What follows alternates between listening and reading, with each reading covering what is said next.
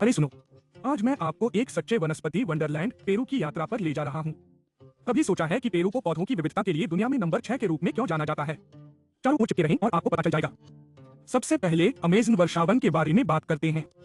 यह ग्रह पर सबसे अधिक जैव विविधता वाले क्षेत्रों में से एक है।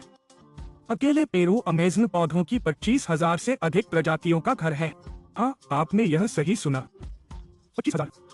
कपोक के पेड़ जैसे विशाल दिग्गजों से जो 200 फीट तक लंबा हो सकता है, छोटे जीवंत ऑर्किड तक जो हर जगह पॉप अप करते प्रतीत होते हैं।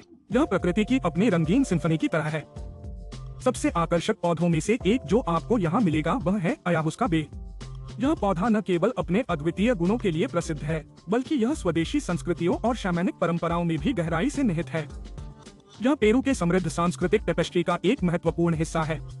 आगे बढ़ते हुए आइए एंडीज पर्वत को न भूलें। यह पहाड़ी क्षेत्र वनस्पतियों का एक और खजाना है। अपनी आश्चर्यजनक विविधता के लिए जाना जाता है। आपको उच्च ऊंचाई वाले घास के मैदानों से लेकर हरे भरे बादल जंगलों तक सब कुछ मिल जाएगा। एक स्टैंड आउट पुबिया रेमोंडी है, जिसे एंडीज की रानी के रूप में भी जाना जाता है। यह दुनिया का सबसे बड़ा ब्रोमेलियार्ड है और 50 फीट तक लंबा हो सकता है।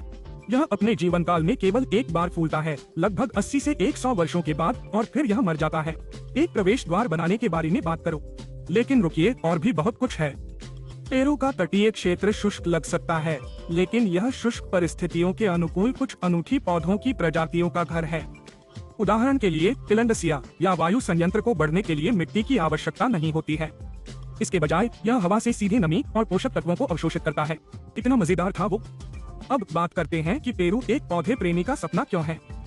एक कारण इसकी पारिस्थितिक तंत्र की अविश्वसनीय रेंज है। आर्द्र वर्षावनों और विशाल एंडीज से लेकर तटीय रेगिस्तान और हरे भरे बादल जंगलों तक पेरू के विभिन्न प्रकार के आवासों का मतलब है कि हर पौधे के पनपने के लिए कुछ न कुछ है। यह विविधता इस बात का एक बड़ा हिस्सा है कि यह पौधों की प्रजातियों के लिए विश्व स्तर पर छठे स्थान पर क्यों है। एक अन्य कारक पेरू की जलवायु है। देश की विविध स्थलाकृति माइक्रोक्लाइमेट बनाती है, जो पौधों की एक विस्तृत श्रृंखला के लिए अद्वितीय बढ़ती स्थिति प्रदान करती है। साथ ही कुछ क्षेत्रों के अलगाव ने कई स्थानिक प्रजातियों के पौधों का विकास किया है, जो आपको दुनिया में कहीं और नहीं मिलेंगे। यह प्रकृति के अपने अनन्य क्लब की तरह है। और मानव तत्व को मत भूलना, पेरू के स्वदेशी लोगों ने हजारों वर्षों से इन पौधों की खेती और उपयोग किया है। उनके पारंपरिक ज्ञान और टिकाऊ प्रथाओं ने कई पौधों की प्रजातियों को संरक्षित करने में मदद की है। वास्तव में पेरू पौधों के संरक्षण के प्रयासों में दुनिया के नेताओं में से एक है। उनके वनस्पति उद्यान और भंडार यह सुनिश्चित करने के लिए अविश्वसनीय काम कर रहे हैं कि ये पौधे भविष्य की पीढ़ियों के लिए सुरक्षित हैं। इसलिए यहाँ आपके पास है।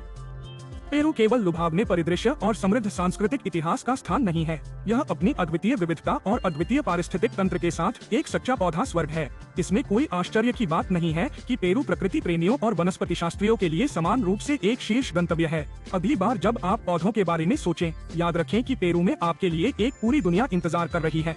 इस हरे रंग के साहसिक कार्य में मुझसे जुड़ने के लिए धन्यवाद। प्रकृति से भरे अन्वेषणों को पसंद करना और सदस्यता लेना न भूलें। देखें आप अगली बार।